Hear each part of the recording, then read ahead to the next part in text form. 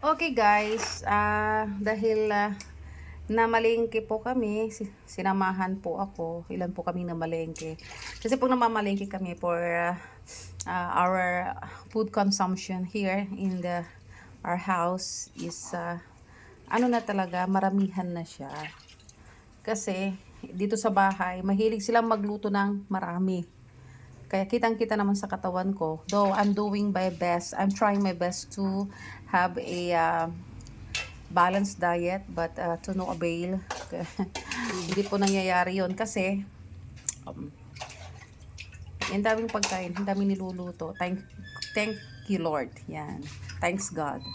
Okay, for all the blessings. Though hindi naman kami ganun kaya lang syempre si mother ayaw niya kasi yung ewan ko, si mother kasi ang dami-daming pag nagluluto eh. Yan. Ito po ilang kilong kwan ito. Bangus. Ayan. So, yung iba, ayun, sinigang na. Ayan. Tapos ito, gagawing imamarinate siya. Titimplahan para mas masarap, guys. Ito, fresh na fresh from the fish pan. Pumunta po kami sa fish pan para bumili lang ng bagong huling mga milk fish. Milk fish po ito. Okay. So, pag namamalengke kasi, iba yung karne, iba yung what. So, it takes how many hours for us to have our marketing because of the different yon mga pagkain sa bahay na pinamimili. And pagdating sa bahay talagang pagod. And till now, pagod na pagod ako. Pupunta kami ng madaling araw, ng mga 3 or 4 o'clock, ng madaling araw. At uuwi kami ng, oh my God, uuwi kami ng mga 8 or 9 ng umaga. So, pagdating ng is, yun, pagod na pagod, gutom na gutom. But thank you, Lord. We're still standing, alive and kicking. Thank you for the strength, Lord. Ayan. And this is for the um, milk fish. And, punta po tayo sa tilapia. Ayan. Mga tilapia malalaki. Okay. So, hindi po ito yung ordinaryong tilapia kasi ayaw ni nanay.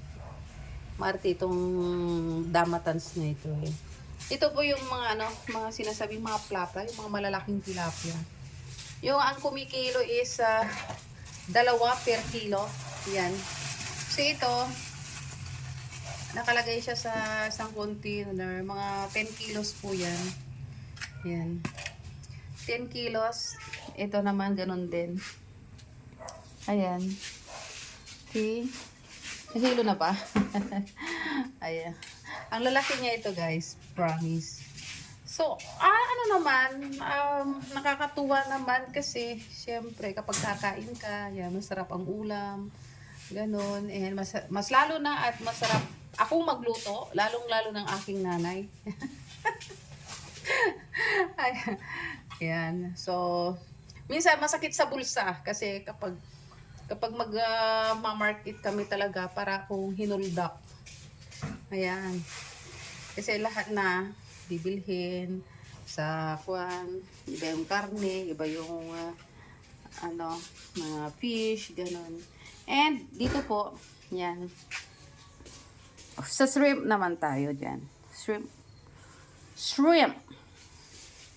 Hipon. Ayan. So, ito kasi, guys, no? Kanya-kanyang luto. Pero ako kasi, hindi na ako magluluto kasi nakakain na ako eh. Sabi ko, ang daya. Di ba, ako naman ang bumili. Mas napapagod ako doon sa paglabas ng pera. Joke. Anyway, ako naman yan. Kailangan ng katawan. So, it's better to spend money on things na, worth it, na kailangan ng ating katawan. Kaysa naman, if you're going to spend it to sa mga, vices, like, sugal, sigarilyo, or something na hindi siya maganda sa pangangatawan. Parang ganon. So, yun na lang. Ang bisyo lang namin kasi dito sa bahay kasi is pagkain lang eh. Kaya lang minsan yon, it has a, ano ba yung tawag doon? Yung mga hindi magandang epekto rin minsan, lalo na ako kasi kung minsan hindi ko mapigilan yung pagkain to the extent na nagkaroon ako ng blank. Yan, ganun lang. Dahil hindi po ako maganang kumain, para hindi masyadong magana. But so ano lang. Pero sinasabayan ko naman siya ng exercise, kaya hindi ako hindi ako nagpapabaya sa exercise. Sometimes nagwo-walking, jogging, nagbabike, minsan motor, nagmumotorsiklo, ganun. Kanya-kanya naman eh. Halimbawa, pag boring ako sa pag-walking, jogging ako. Kung hindi, dancing, singing. And my pinaka-paborito is eating. Yan. Ayan, yan. So, hindi pa tapos. Marami pa po ito. Andun pa po. Yan. Nasa plastic pa po siya. So, I feel like, I'm weakened by the amount of money that I spent, guys. Pero okay lang. Para naman sa pamilya yan. Okay? And now, we're going to what? Masyado na atang makuha na itong this. Okay, guys.